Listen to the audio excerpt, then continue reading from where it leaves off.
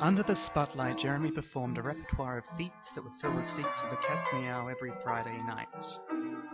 The hazy den of cigar smoke, French postcards, and rouge lips, the entertainer would perform with what was known as a real-deal integrity that would tether his audience's attention and empathy.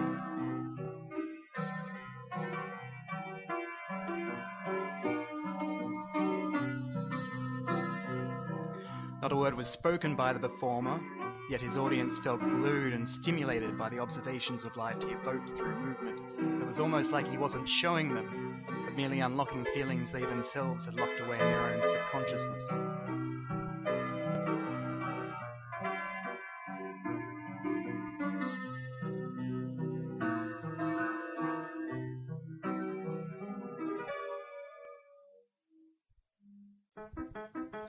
However, there was one night during a particularly popular routine that Jeremy's attention was pulled from the stage to the stands, and for a moment that jarred the entire performance, his affections were hopelessly trapped.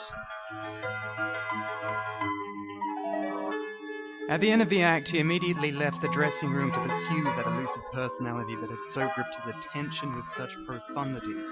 He passed the bar and awkwardly sidestepped around the conversation groups, but moving across the room, the efforts of his haste were held fast by the various greetings and handshakes of associators, investors, and other sycophants that for the time being were game enough to call him friend. There was only a shadow of a graceful exit through the main doorway and a scarf he found in seat C18. It had a faint waft of rose and musk. Jeremy was smitten to the point of distraction. Lost in fantasies of romantic courtship with the girl, he forgot cues and punchlines and began to walk in on groups whispering secretly on the subject of his incompetence.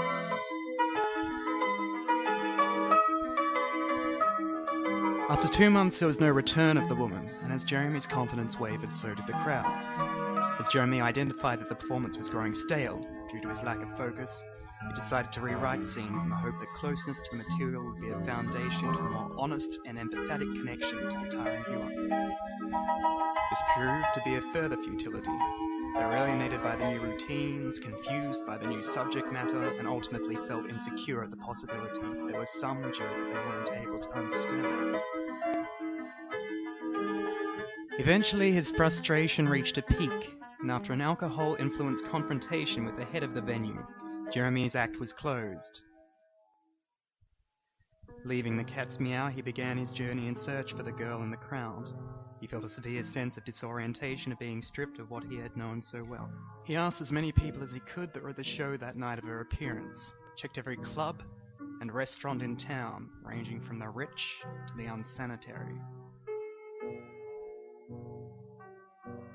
After 6 months of having scratched at every surface of town, he began to try alternative methods. He consulted star charts and roadside gypsies, lighting coloured candles and burning incense. Having moments of extreme anxiety, he began to look wild-eyed and emancipated to passers-by. While in pursuit of what he believed to be a lead, he was cornered in a back alley and mugged. They eventually abandoned him, as the foam-mouthed lunatic his appearance suggested. He believed he saw the world now as the cruel joke that it was, a conspiring parasite that behind walls with a leering, twisted teeth, leaving treats for the purpose of string-inching victims little by little into a malevolent mouse maze of desolation. Eventually, he sought refuge in a hotel room where water sweated down the walls, through cracks in the ceiling. Finally, attempting to transcend the physical barriers, he swallowed pills that altered the chemical balance of his spinning body. During a particularly vivid hallucination, about 2-meter-long copulating sewer rats, he perished, strung out, as a faulty radiator in the room set fire to an article of fabric, which then proceeded to burn down the room. It had occurred to him, only earlier that day, that he was no longer a particularly